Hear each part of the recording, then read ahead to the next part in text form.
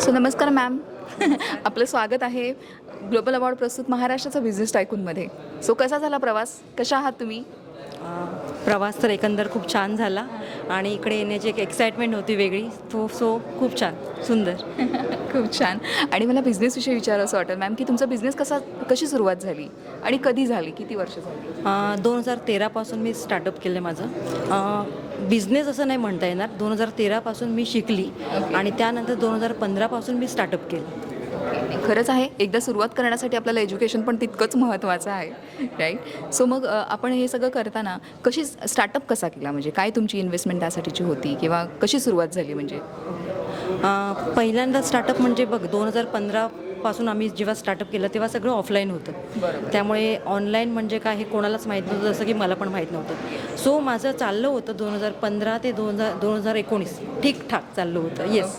आणि त्यानंतर 2020मध्ये जो कोरोना आला, so I am so lucky की हा माझ्या आयुष्यामध्ये एक टर्निंग पॉईंट घेऊन आला की सगळं जग ऑनलाईन आलं आणि मला तो खूप काही देऊन गेला. सो मी त्याचं पण आभार मानते with gratitude. Thank you so much. Yes. अगदीच आपण जे म्हणतो ना की सगळ्याच गोष्टी वाईट नसतात, वाईटातनं पण चांगलं बघायचं असतं आणि बऱ्याच गोष्टी चांगल्याही होत असतात. नक्कीच तुम्ही अनुभव घेतलाच असेल.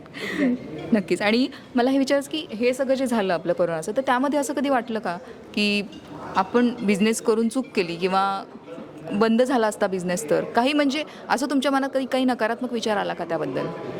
असं चूक केली असं नाही वाटलं. पण बघ, बिझनेस आहे, अप्स डाऊन्स होतातच. ओके.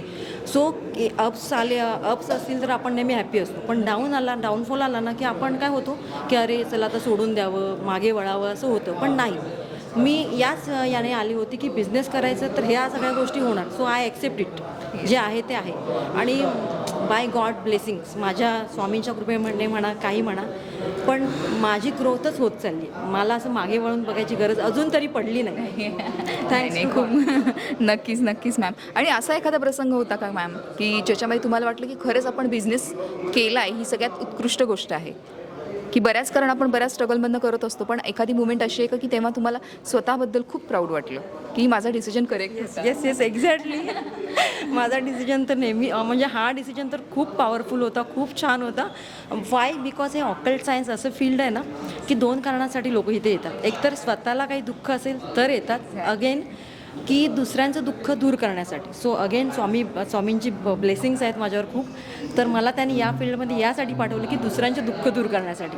आणि खरंच माझ्या बॅचमध्ये एवढे स्टुडंट आहेत, जवळजवळ 5,000पेक्षा जास्त स्टुडंट, 5,000 नाही, सॉरी, 10,000पेक्षा जास्त स्टुडंट आहेत. आणि त्यांचे ब्लेसिंग्स माझ्या पाठी आहेत. कारण आपण एखाद्याला शिकवणं आणि शिकवून त्याच्या आर्थिक परिस्थितीला हातभार लावण्यासाठी मदत करणं, हे सगळेच नाही सांगत. आणि ही गोष्ट मी माझ्या सगळ्या स्टुडंटला सांगते की शिकलात ना माझ्याकडून की माझी फीस लगेच 1 मंथमध्ये तुम्ही अर्निंग करून हे करायचं आहे. नक्की. येस. नाही, खूपच छान मॅम. आणि खरंच खूप छान काम करताय. तर म्हणजे इथून 3 वर्षानंतर तुमचं काय ड्रीम आहे? तुम्ही तुमचा बिझनेस कुठे बघू इच्छिता? येस, मी ड्रीमर आहे obviously.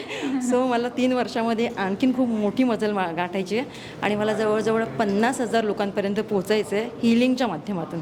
Because my modality is healing. Reiki असेल, वास्तू असेल, न्यूमरोलॉजी असेल. सो मला या फील्डमध्ये या माध्यमातून पोचायचं आहे. 50,000चा टार्गेट आहे माझा. अरे वा, ग्रेट मॅम. आणि आता सध्या खरंच गरज आहे.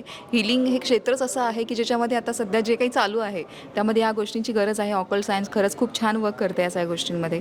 सो नक्कीच थँक्यू सो मच. आणि तुमचे खूप खूप धन्यवाद आहेत ग्लोबल अवॉर्ड्सतर्फे आणि आपल्या महाराष्ट्राचं बिझनेस टायकून टीमतर्फे. तुम्हाला खूप खूप धन्यवाद आणि फ्युचरसाठी खूप शुभेच्छा. तुला सुद्धा खूप खूप धन्यवाद. थँक्यू सो मच ज्योती मॅम. थँक्यू.